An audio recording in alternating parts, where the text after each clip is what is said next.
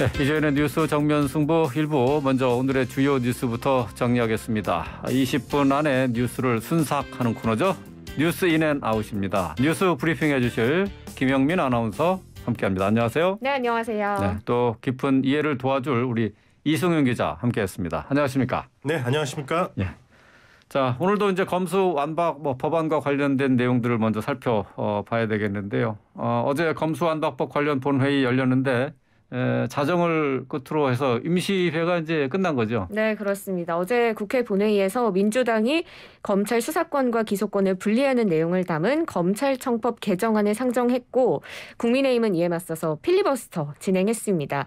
그런데 임시회 기한을 그날 자정까지로 단축해서 진행을 하게 되면서 이 필리버스터도 6시간 48분 만에 끝났습니다. 그래서 국회법에 따라 4월 30일 새 임시국회 첫 본회의가 열리면 여기서 이 검찰청법 개정안이 필리버스터 없이 바로 표결 절차에 들어가게 되고요.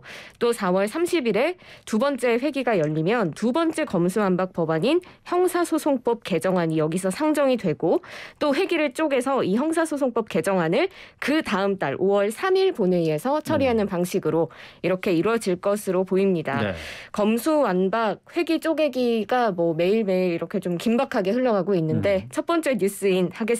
어떻게 보고 계신가요? 일단 필리버스터는 무제한 토론을 통한 이 합법적인 의사 진행 방해를 뜻합니다. 네. 과거 여당이 이제 야당이던 시절에 2016년 2월 이제 3월까지 이제 테러 방지법 반대 필리버스터라면서 많은 주목을 받았었거든요.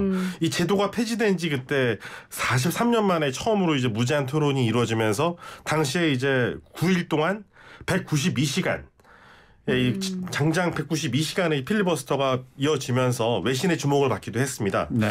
그리고 그 다음번에 이제 필리버스터가 있었는데 이제 3년 10개월 뒤에 20대 국회에서 이제 자유한국당이 당시 2019년 12월 23일부터 25일까지 이제 공직선거법 개정안에 대해서 필리버스터를 벌였는데 그때도 이제 회기 쪼개기 전략에 의해서 결국 그냥 50시간 만에 마무리가 됐습니다. 그렇군요. 일단 회기 쪼개기는 이 필리버스터 도중에 회기가 끝나면은 토론을 종결한 것으로 간주를 하고 이 해당 안건을 다음 회기 때 지체 없이 표결한다는 국회법 조항을 이용한 이런 이른바 살라미 전술로 불리는데 필리버스터를 통해서 국민이 해당 안건에 대해서 일단 깊이 생각할 수 있는 기회를 주는 의미가 분명히 있습니다. 네. 2016년 당시 테러 방지법 반대 당시에 이 필리버스터 이 기록도 상당히 좀 주목을 많이 받았지만은 이 메시지도 상당히 주목을 많이 받았었거든요. 결국은 회기 쪼개기로 여당에서 계속 이렇게 필리버스터를 무산시키는 거는 자신들이 이제 야당일 때는 필리버스터를 충분히 제도를 잘 활용했는데 이 제도를 되살린 거는 결국 국민들한테 충분히 좀 기회를 주고 힘없는 이제 야당 같은 경우에 이제 합법적으로 일단 의사 진행을 좀 길게 하면서 일단은 좀 늦추면서 생각을 할 기회를 준다는 좀 긍정적인 의미도 있는 것이거든요. 그래서 이왕 제도를 살린 거면은 확실하게 제도를 살리든가 아니면 하지 말 거면 그냥 여야 합의로 아예 하지 않도록 하든가. 근데 그런 건 모르겠는데 제도를 살려놓고 바로 편법으로 또 이렇게 킬할 수 있게 만들어 놓은 거는 좀 앞뒤가 안 맞는 게 아닌가 생각이 들었습니다. 네. 어쨌든 필리버스터 무제한 토론은 무력화됐는데요. 근데 어제 이거 외에 지금 이 검수완박 법안을 국민투표에 붙이자는 얘기가 화제였는데 네.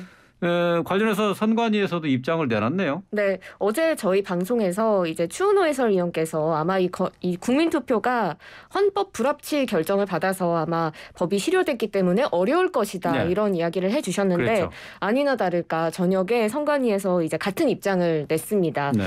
이제 2014년에 헌재가 이 국민투표법에서 투표인 명부 작성에 대해 규정한 14조 1항 일부 단락에 대해서 헌법 불합치 결정을 내렸는데요. 이게 재외국민 참여를 제한한 부분이 좀 문제가 됐습니다. 그래서 여기에 대해서 국회가 해당 대목을 보완한 개정 입법을 해야 했지만 이걸 안 했고 그래서 이 국민투표법 투표인 명부 관련 조항 전체가 효력을 잃은 상태입니다. 그래서 이 국민투표가 지금 법 개정이 선행되지 않으면 좀 어려울 것이다. 이런 입장을 내놨는데 또 여기에 더해서 장제원 당선인 비서실장이 이 선관위의 입장이 선관위의 월권이다. 이렇게 반박을 또 했거든요. 어떤 부분에서 이제 월권이라고 얘기를 한 걸까요? 일단 장 비서실장의 말을 좀 볼 필요가 있는데 선관위에서 안건을 상정해서 합의를 거쳤냐 이렇게 물어봤거든요. 일방적으로 아니라고 얘기할 수 있는 건 아니라는 게 이제 장 비서실장 얘기고요. 또 윤당선인한테 일단 우선 제일 중요한 게 국회에서 법적 보완을 해야 된다. 그리고 투표인 명부 문제만 정리하면은 이 국민투표법 입법이 어려운 건 아니다 이렇게 얘기를 했거든요. 그러니까 결국은 국민투표를 사실 이 제도가 입법 보완이 안 이루어졌기 때문에 사실 이런 제도가 있는데도 못한다. 네. 요건 사실 문제가 있는 겁니다. 그래서 그 부분을 이제 법적으로 보완을 해서 뭐 국민투표를 통해서 국민의 심판을 받는 게 두렵지 않으면은 나와라 이런 입장으로 설명을 할 수 있겠습니다. 근데 만약에 이 법조항 개정이 아무리 빨리 이루어져도 6일 지방선거에서는 힘들지 않을까요?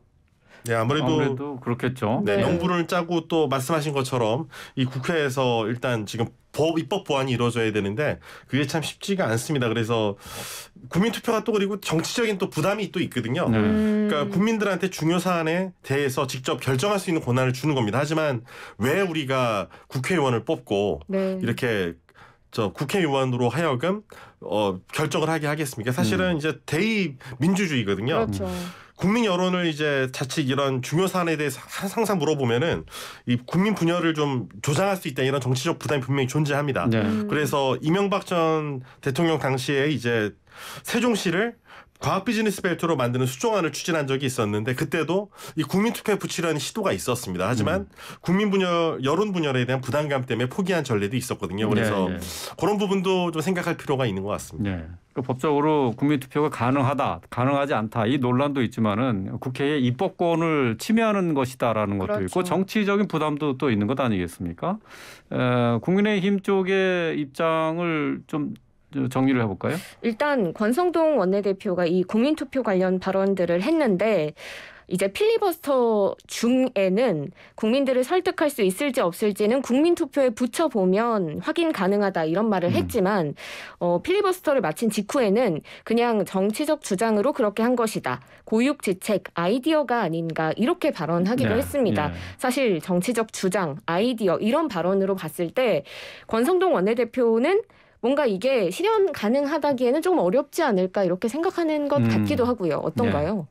아무래도 권성동 이제 원내대표의 과거 이제 그 경력을 보면은 그래 청와대 이 법무비서관 했던 분이거든요. 그래서 이런 게 추진될 때 실질적으로 필요한 행정 과정이나 아니면 소요되는 시간이나 아니면 네. 절차라는 걸 분명히 알고 있었고 그리고 전에 이제 그 세종시 이제 과학 비즈니스 벨트 추진 같은 경우도 사실 그 정부 내에서는 청와대 내에서는 이걸 국민투표에 붙여서 가야 되느냐 아니면은 대통령이 천천히 여론전으로 설득해야 되느냐 이런 부분 고민이 있었던 것으로 알고 있습니다. 물론 이 권성동 이제 비서관이 그 당시에 이제 재임하고 있을 때 그런 내용이 추진되지는 않았습니다만 그런 게 아이디어 차원에서 논의되던 상황이었었기 때문에 이 국민투표라는 게 갖는 의미 그리고 국민투표를 붙일 때 반드시 어떤 조건이 있어야 한다는 부분을 알기 때문에 사실 이렇게 아이디어다 주장이다라고 약간 좀 이걸 그렇게 당장 실행할 수 있는 수단으로 바로 보고 강력하게 추진하지 않은 걸 보면은 뭐 그런 부분에 대한 현실적인 고려가 있었던 것으로 추정됩니다. 네. 예, 법적인 뭐 미비점도 있고 또 정치적인 부담도 있는 부분은 또 분명한 것 같은데 말이죠. 자, 또 다음 아이디어 다음 이슈로 좀 넘어가도록 하겠습니다. 국민의힘과 인수위가 첫 고위 당정 협의를 가졌네요. 네, 오늘 가졌습니다. 당정 협의에서 당 지도부와 인수위 핵심 인사 등 20여 명이 모였고요. 국민의힘 측에서는 이준석 대표, 권성동 원내대표 등이 참석했고 인수위 측에서는 안철수 인수위원장 등이 참석해서 차기 정부의 국정 비전에 대해 논의했습니다. 첫 당정 협의예요. 어떤 의미를 가질지 뉴스인 부탁드립니다. 일단 다음 주에 발표할 윤석열 정부의 이 국정과제에 대한 내용을 조율했다 이런 의미가 있겠고요. 네. 어제 이제 윤석열 정부에서 다시 도약하는 대한민국 함께 잘 사는 국민의 나라를 이제 국정 비전으로 선정했다고 발표했죠. 그래서 당정이 이제 이런 그 국정 비전을 앞으로 현실화하기 위해서 구체화하기 위해서 앞으로 정기적으로 당정 협의를 하겠다라고 얘기했는데 그 첫 단추가 끼워졌다 이렇게 볼 수 있겠고요. 일단은 국민의 니즈를 발굴해서 좀 삶이 개선되는 법과 정책을 만드는 어떤 그런 기틀을 잡는데 네. 일단 지금 첫 단추를 끼웠다라고 볼 수가 있겠습니다. 근데 안철수 인수위원장이 좀 의미심장한 말을 했습니다. 이 국민이 오해하지 않고 바로 알 수 있도록 손볼 국정과제 제목들이 좀 있다 얘기했거든요. 네. 그래서 이게 관련해서 국민들 여론이 약간 좀 엇갈리는 부분 관련해서 좀 더 방향을 네. 선명하게 가져가야 되는 부분이 있다는 게 이제 내부에서 의견이 나온 것 같습니다. 그래서 앞으로 이제 정부가 첫 100일 그리고 앞으로 1년간 어떻게 운영될지 밑그림을 그리는 어떤 첫 단추가 일단 깨워진 것이고 그리고 그 과정에서 이제 좀 국민들께서 약간 의구심을 갖는 부분도 이제 인지했다. 네. 그런 부분까지 일단 첫 당정 회의에서 캐치가 되고 앞으로 그 부분을 바탕으로 논의가 추가적으로 이루어질 것으로 볼 수 있겠습니다. 네. 인수위가 다음 주에 110개 국정 과제 또 520개 실천 과제를 발표하겠다고 한 상태인데요. 근데 안철수 위원장이 좀 손볼 그런 과제들도 있다 이렇게 얘기를 했다는 것인데 자, 이 과제들에 대한 구체적인 내용도 논의가 어느 정도는 됐겠죠? 네, 브리핑을 통해서 이제 얘기를 했는데 민생 현안, 추경, 지역 균형 발전 시대 등에 대해서 넓은 분야에서 협의가 진행이 됐습니다. 그런데 여기서 제가 이제 이승윤 기자님께 뉴스인 해보고 싶었던 건 이제 경제부 기자시잖아요. 또 추경 관련 내용을 협의했다라는 내용이 나왔더라고요. 구체적으로 어떤 내용인가요? 일단 당정이 코로나 방역 조치로 고통받았던 소상공인들을 위한 온전한 손실배상을 이제 포함해서 추경을 준비하겠다는 거고요. 네. 이 재정의 부담이 가지 않는 가용 재원을 최대한 발굴해서 지속 가능한 재정을 하겠다. 그리고 포스트 코로나 시대를 여는 마중물 역할을 하겠다. 그래서 물가나 금리 등 경제에 미치는 영향까지 종합적으로 고려하겠다고 한 건데요. 일단 가장 시급한 게 지금 모세혈관이 이제 지금 고사하는 현상을 막는 겁니다. 모세혈관이요? 일단 우리 경제의 모세혈관이라는 게 바로 소상공인들 네, 그리고 네. 자영업자들인데 네. 지금 말 그대로 삼중고입니다. 코로나에다가 지금 거기다가 이제 우크라이나발 지금 고물가가 또 있고요. 그렇죠. 그리고 지금 방역 정책이 아까 왔다 갔다 하면서 아직까지 지금 소비가 완전히 돌아온 상태는 아닙니다. 여러 가지 면에서 지금 소상공인들이 지금 정말 버티기가 어려운 상황인데 그 소상공인들이 좀 더 버텨낼 수 있게 일단은 우리나라의 거시경제나 이런 그 기업들의 경쟁력은 확실합니다. 국제적인 경쟁력은 확실하기 때문에 거시경제의 어떤 탄탄한 어떤 저력이 있는 가운데 일단 서민들한테 이런 온기가 잘 전해지려면은 아무래도 모세혈관이 고사하지 않도록 일단 피돌기가 산소가 빨리 돌아줘야 한다. 근데 지금 이게 내버려 두고 그냥 방치했다가는 다 문 닫고 정말 민간 체감하는 경기가 정말 더 이상 나빠질 수 있다. 이런 좀 위기감을 갖는 것 같습니다. 그래서 이 국정 비전도 함께 잘 사는 국민의 나라라는 걸 강조하는 것도 그런 의미라고 좀 해석할 수 있는 대목입니다. 근데 좀 더 뉴스인을 해볼게요. 지금 물가랑 금리를 종합적으로 고려해서 추경에 반영을 하겠다 이런 얘기를 했는데 사실 물가도 오르고 금리도 올랐고 돈줄을 이제 조이고 있는 상황이잖아요. 그런데 추경을 한다는 건 돈을 또 풀겠다는 의미로도 해석을 할 수가 있어서 그렇죠. 어떻게 하면 이 윤석열 차기 정부가 좀 현명하게 이 국면을 헤쳐나갈 수 있을지 궁금한데요. 일단 처방에는 여러 가지 이제 극약 처방이 있고 보통 우리가 이제 병원에서 말 그대로 의사의 진단을 받아서 급하게 이제 저희가 항생제라든지 네. 그런 걸 써서 급하게 처방을 해야 되는 부분이 있고 말 그대로 내복약을 저희가 하면서 운동요법으로 천천히 이제 가라앉힐 수 있는 염증도 있을 겁니다. 근데 네. 그런 것처럼 지금 일단 윤석열 정부가 출범 이후에 지금 가장 신경 쓰는 부분이 이 소상공인 소기업 551만 개사 중에 이제 코로나19로 손실 입은 업체한테 이 손실 규모에 비례한 피해 지원금을 지급하는 거거든요. 그쵸. 그리고 이제 손실보상제도의 보정률 하한액을 상향 조정하고 또 비은행권에 대출 대환 등 이제 금융 지원을 한다는 건데 세부 납부 그 연장도 기한도 연장을 하고요.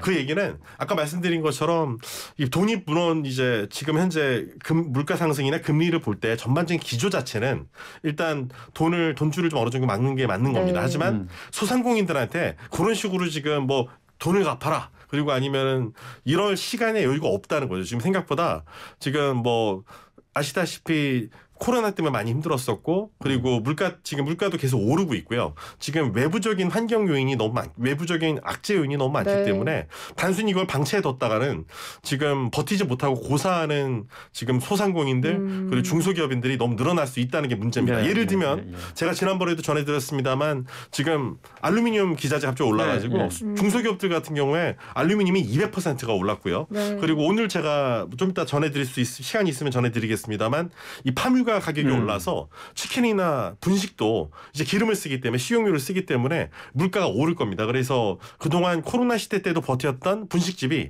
이번에 저 국제 물가 상승 때문에 눈물을 머금고 문을 닫는다 이런 소식도 뉴스로 많이 나왔었거든요. 그만큼 소상공인들과 중소기업인들한테 보릿고개 같은 시기니까 지금 이거는 정책적인 금융기조와는 약간 별도로 먼저 선제적 처방이 필요하고 그리고 좀 이 전문적인 그 제대로 된 피해를 입은 사람들에 대한 집중적인 그 피해 보상이 필요하다 이렇게 판단한 것으로 풀이됩니다. 그러니까 일단은 응급 조치를 빨리 실시를 하고 경제 안정화는 추후로 이제 차차 모색해 나간다 하는 건데요. 말씀하셨던 것처럼 지금 윤석열 정부의 가장 큰 과제가 경제 과제가 인플레이션 잡는 게 되지 않을까 싶은데 팜유 가격이 사상 최고치로 뛰었다는 소식이 나왔네요. 네, 이승현 기자님이 오늘 취재해 오신 소식인데요. 네. 팜유 가격이 지난달 톤당 1,453달러로 사상 최고액을 경신했습니다. 어떤 이유일까요?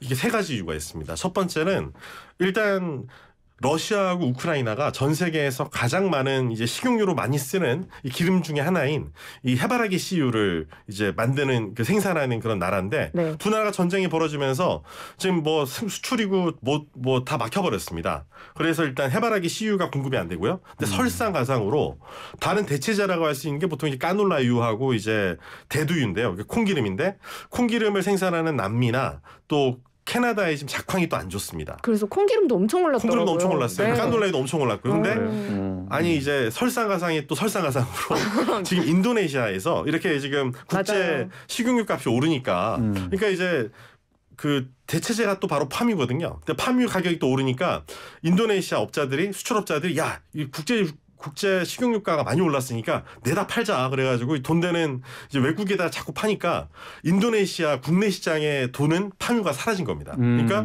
물가 인상이 되고 갑자기 그 국민들이 불안해하니까 조코코 위도도 이제 인도네시아 대통령이 바로 이제 내수 안정을 위해서 야 수출하지 마 그러면서 오늘은 어떻게까지 조치를 했냐면은 군함까지 동원을 해서 팜유 수출을 금한다. 그래서 팜유를 원래 이제 중간 그 가공품 그리고 완제품인 식용유를 이제 파는 걸 원래 금했는데 거기에 더해서 팜유 원유도 이제 수출하면 안 된다 이렇게 막아버렸습니다. 네. 그러면서 이제 팜유까지 막히니까 그럼 결국은 구할 수 있는 거기를 피해서 작황이 안 좋은 곳, 전쟁한 곳 그리고 나라에서 팜유 수출을 막는 곳을 피하면은 이제 구할 수 있는 데가 말레이시아, 뭐 필리핀 등 많지가 않습니다. 그래서 국제 시장의 식용유 우리가 먹을 수 있는 식품에 이용할 수 있는 기름의 어떤 공급처가 굉장히 제한돼 있다 보니까 그래서 오르는데 우리 저 아나운서님이 쓰시는 화장품 같은 경우도 글리세린이라 그래서 네. 기본적으로 이 팜유나 이런 걸 기본 성분으로 하거든요. 비식용유지를 사용한다. 뭐 이런 그렇죠. 말이 그래서 있더라고요. 거기서 추출해가지고 원래 네. 이제 이걸 다 뽑는 건데 네. 그러다 보니까 설화수가 25일부터 지금 또 엄청 올랐어요. 화장품 그래서 가격이. 10% 정도 올랐고 예를 들면은 미리 사놔야 되나? 이미 올랐습니다. 이제 그래요? 설화수는 지금. 안타깝네요.